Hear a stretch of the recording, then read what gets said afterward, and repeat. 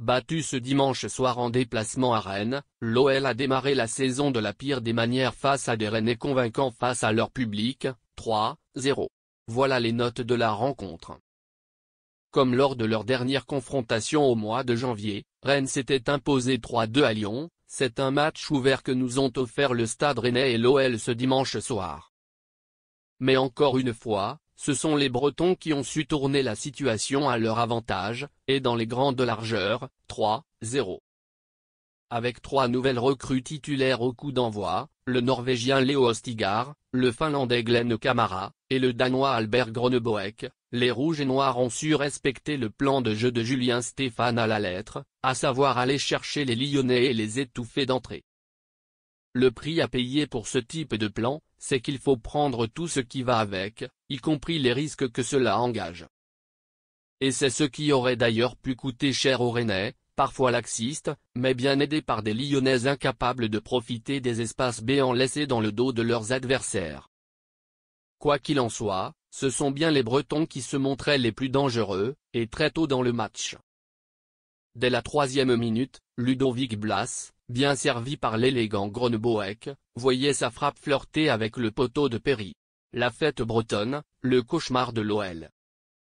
Un avertissement pour Lyon, mais la première sanction tombait une dizaine de minutes plus tard. Sur un coup franc axial de Blas, le malheureux Matic détournait le ballon dans son propre but, et donnait l'avantage à son ancien club, 1-0, 19e. C'était décidément une histoire d'ex, puisque dans la foulée, Gouiri marquait, lui, contre son ancien club, 2-0, 21e. L'Algérien anticipait la passe de Niakhaté pour Perry, crochetait le portier brésilien, et marquait dans le but vide. Sursollicité, ce même Perry était cette fois décisif devant Blas, 24e, mais retenait son souffle sur une frappe non cadrée de Gouiri, 34e. Au retour des vestiaires, Rennes se montrait toujours plus tranchant, et l'OL pouvait alors rendre grâce à Abner, auteur d'un retour salvateur dans les pieds de Blas, 56e.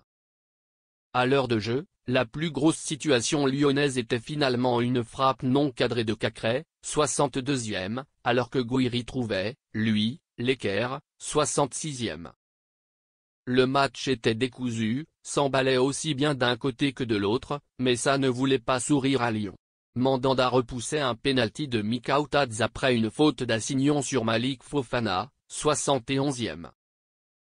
Gouiri était encore proche de marquer, Bourigeaud faisait certainement ses adieux au public breton, et la recrue Meister éteignait les espoirs de Lyon dans le temps additionnel d'une belle frappe enroulée, 3-0, 90 plus premier. La messe était dite. L'homme du match, Amine Gouiri, 7, face à son club formateur, l'Algérien était particulièrement en forme.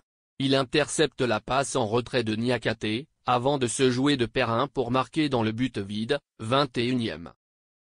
Trouvé sur le côté gauche après un bon travail de Blas, il trouve la barre sur son enroulé l'équerre droite, 66e. Elle voit sa nouvelle tentative être arrêtée par Perrin, 76e.